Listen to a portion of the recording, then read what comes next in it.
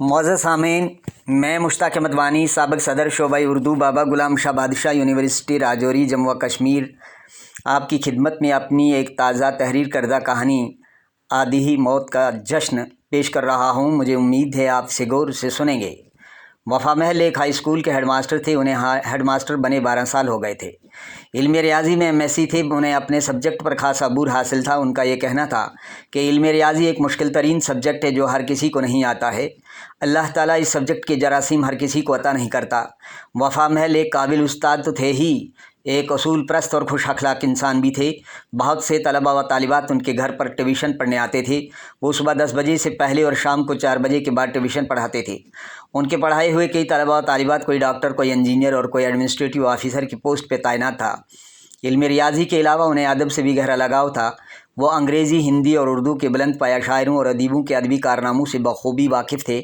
اپنی تحریروں اور تقریروں میں وہ اکثر موقع و محل کے اعتبار سے بڑی عمدہ اشعار سے اپنی بات کو بہت مؤثر بناتے تھے۔ وہ درس و تدریس کو عبادت سے کم نہیں سمجھتے تھے۔ وہ صفائی، سچائی، لکھائی، پڑھائی اور اچھائی پر جان چھڑکتے تھے۔ غرض یہ کہ ایک بہترین مدرس کے تمام اوصاف ان میں موجود تھے۔ وہ اپنے علاقے ایک مشہور اور قابل ترین مدرس تسلیم کیے جاتے تھے۔ 15 اگست اور یوم جمہوریہ کے موقع پر جب وہ اسکول میں نظامت کے فرائض انجام دیتے تو طلباء و طالبات اور عوام ان سے بہت متاثر ہوتے۔ وفا محل ایک پروقار مدرس کی حیثیت سے طلباء اور لوگوں کے دلوں میں گھر کر گئے تھے، لیکن ہائے وقت کے دریا میں بہتے بہتے اب وہ حسن و جوانی کھو چکے تھے۔ اپنی سروس میں اب تک وہ 18 اسکولوں میں تعلیمی خدمات انجام دے چکے تھے۔ ان کی جس بھی اسکول سے ٹرانسفر ہو جاتی تو وہاں کے طلباء و طالبات رونے لگتے۔ ان کے جانے سے ایک سوگوار سا ماحول پیدا ہو جاتا۔ وہ اکثر طلباء کو یہ بات سمجھاتی کہ تبدیلی قدرت کے قانون میں شامل ہے۔ ہم ملازم حکم ناموں کا احترام کرتے کرتے بالآخر سبکدوش ہو جاتے ہیں۔ اسکول میں جب کبھی 2 مدرسوں کے درمیان کسی بات پر نوک جھونک ہو جاتی اور وہ ایک دوسرے سے بات چیت کرنے کے بجائے اپنے دلوں میں رنجش پالنے لگتے تو ماسٹر وفا محل ان دونوں میں صلح کرواتے اور آپس میں گلے ملواتے۔ تب انہیں بہت مسرت ہوتی اور یوں محسوس کرتی کہ جیسے وہ کسی بہت بڑے امتحان میں کامیاب ہوئے ہوں۔ ہیڈ ماسٹر بننے کے بعد بھی ان کے مزاج میں کوئی بھی اکڑ پھون داخل نہیں ہوئی تھی۔ وہ تم، تیرا اور تو ایسے الفاظ استعمال کرنا بہت معیوب سمجھتے تھے۔ بس ہر کسی کو آپ اور جی کہہ کر پکارتے تھے، یہاں تک کہ وہ اپنے اسکول کے صفائی کرمچاری دھولو رام کو بھی تو کہہ کر پکارنا معیوب سمجھتے تھے۔ گورنمنٹ ہائی اسکول مہراب گڑھ میں وفا محل کو بحیثیت ہیڈ ماسٹر کام کرتے 5 سال ہو گئے تھے۔ اس اسکول میں 400 سے زیادہ طلباء زیر تعلیم تھے۔ 28 اساتذہ کے علاوہ 3 کلرک، 2 لیبارٹری اسسٹنٹ اور 3 چپراسی بھی تھے۔ مارننگ اسمبلی میں جب وفا محل ہیڈ ماسٹر طلباء کو اخلاق و کردار پر لیکچر دینے لگتے تو تمام اساتذہ اور طلباء و طالبات ہمہ گوش ان کو سنتے۔ وہ انہیں حیات و کائنات کے کئی اسرار و رموز سمجھانے لگتے۔ ہفتے میں ایک بار اسکول میں دیسی گھی کا حلوہ اور نمکین چائے پلانے کی روایت انہوں نے ہی قائم کی تھی۔ طلباء کی لکھائی، پڑھائی، صفائی ستھرائی، کھیل کود اور نظم و ضبط پر وہ دھیان دیتے تھے۔ لیکن اب ان کی ریٹائرمنٹ کو 1 سال رہ گیا تھا۔ وہ جب اپنی گزشتہ 32 سالہ سروس پر دھیان دیتے تو انہیں یوں لگتا کہ جیسے وہ کل ہی گورنمنٹ سروس میں آئے ہوں۔ تب انہیں وقت کے گزران کا احساس اندر ہی اندر نوچنے لگتا۔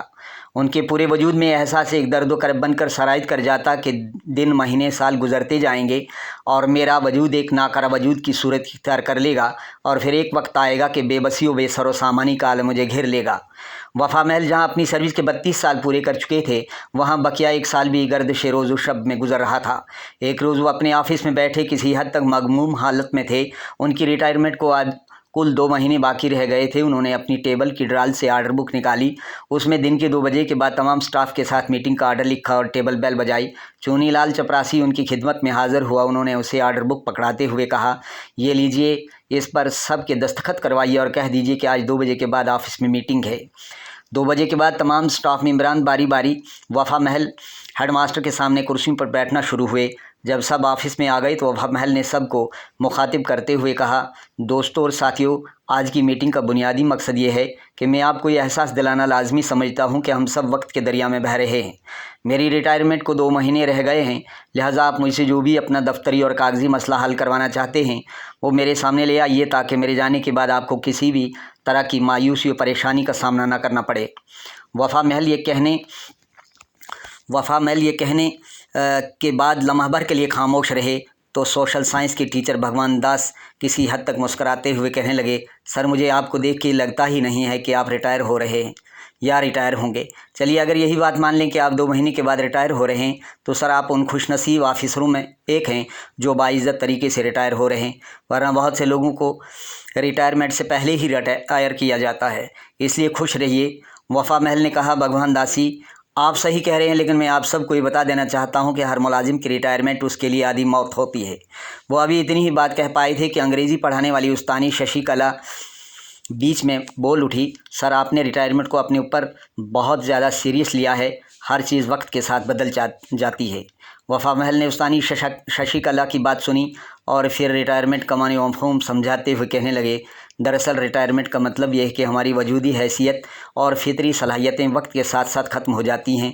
इसलिए हम सब तमाम सरकारी इख्तियारात से महरूम कर दिए जाते हैं। रिटायरमेंट के बाद हमारा वजूद हमारे लिए हर तरह से बोझ बन जाता है। आप ही बताइए किस चीज़ में कमी नहीं आती। तमाम स्टाफ मेंबरान वफ़ा महल की बातें गौर से सुनते रहे, कुछ असबात में सर हिलाते रहे, कोई 1.5 घंटे तक और भी मसाइल पर बातें होती रहीं।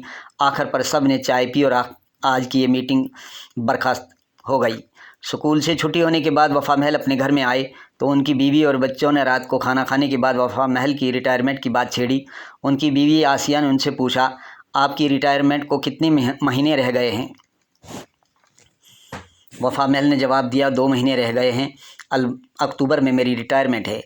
आसिया ने कहा, हाँ तो मेरी बहनें और भाई पूछ रहे थे कि जीजाजी की रिटायरमेंट कब है, वो आपकी रिटायरमेंट पार्टी के लिए नए सूट बूट खरीदना चाहते हैं। वफ़ा महल की 3 बेटियां और एक बेटा था। बेटा बेटियों से बड़ा था, वो ग्रेजुएशन कर चुका था।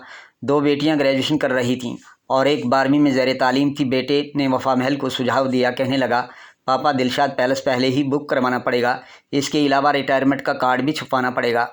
बेटियों ने भी खुशी के जज्बे से सरशार होकर अपनी अपनी पसंद की शॉपिंग का इजहार किया, लेकिन वफ़ा महल बीवी और बच्चों की बातें सुनते हुए खामोश सब के चेहरों की तरफ बड़ी बेबसी से देख रहे थे।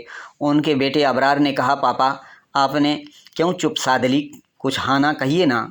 वफ़ा महल ने कहा, कैसी बेवकूफ़ाना बातें हैं तुम्हारी, मेरी समझ में ये बात नहीं आ रही है कि मैं रिटायर हो रहा हूँ और आप सब अपने पराए मेरी रिटायरमेंट का जश्न मनाने पर तुले हुए हैं।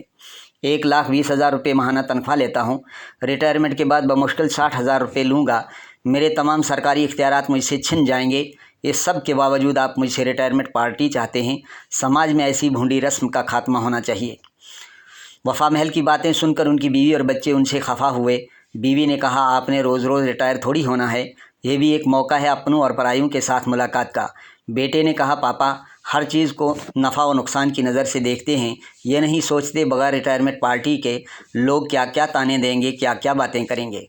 वफ़ा महल के बहुत कुछ समझाने के बावजूद उनकी बीवी और बच्चे इस बात पर अड़े रहे कि उनकी रिटायरमेंट पार्टी होकर रहेगी। वफ़ा महल ने बदले नाख्वास्ता दिलशाद पैलेस बुक कराया। पेशगी के तौर पर दिलशाद पैलेस के मालिक को 50,000 रुपये दिए। अपनी रिटायरमेंट का कार्ड छपवाने के लिए भेज दिया। तकरीबन 200 आदमियों को दावतनामा भेजना तय पाया।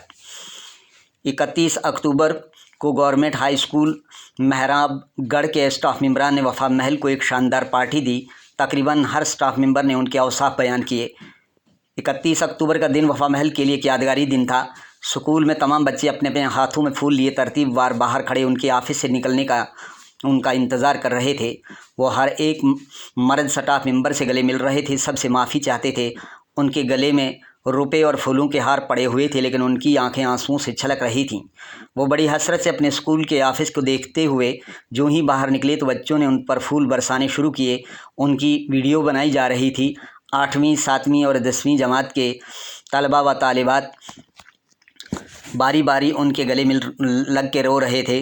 उन्होंने सब बच्चों की तरफ अपना अलविदाई हाथ लहराया और गाड़ी में सवार होकर अपने साथियों के साथ सीधे दिलशाद पैलेस पहुंच गए। दिलशाद पैलेस वफ़ा महल की रिटायरमेंट पार्टी के लिए खासा दिलकश बनाया गया था। उनको हर शख्स मुबारकबाद दे रहा था। खाने पीने के स्टॉल तरतीबवार लगे हुए थे। उनकी अहलिया, उनके बच्चे और उनके ख़ानदान वाले और बहुत सारे लोग वहाँ मौजूद थे। यूँ लग रहा था कि जैसे वफ़ा महल को एक बार फिर दुल्हा बनने का मौका मिला हो। खाने पीने से फारग होने के बाद वफ़ा महल के चंद दोस्तों और उनके बच्चों ने उन्हें हंसता मुस्कराता देखने के लिए डेक पर आनंद बख्शी का लिखा फिल्म जीने की राह का ये गीत लगाया।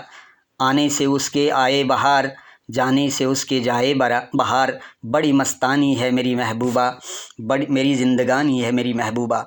इस गीत की धुन पर वफ़ा महल के कुछ साथियों ने उन्हें अपने साथ नाचने पर मजबूर किया।